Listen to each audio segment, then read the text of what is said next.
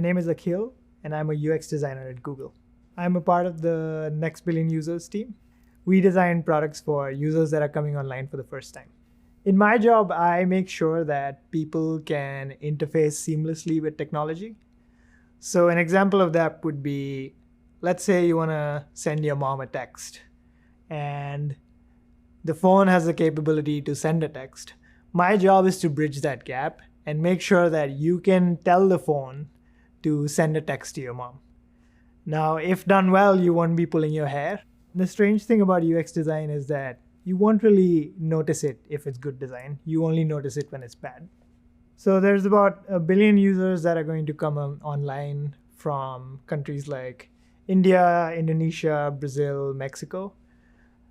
These users have slightly different constraints from users that we typically design for. One of them is that a lot of these users are using low-end devices. So what does that mean? It could mean that they don't have enough storage on their phone, which means they can't install a big enough app. So that's an example of using a low storage device. Sometimes they won't have access to data, or they'll have access to flaky data. So you want to make sure that your app works offline just as well as it works online.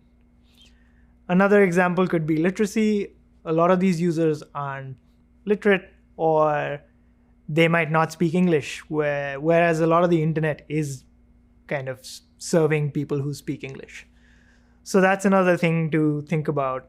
How do we make multilingual interfaces, or how do we make interfaces that don't rely on language at all for someone who can't read? So an interesting example of this could be the music icon.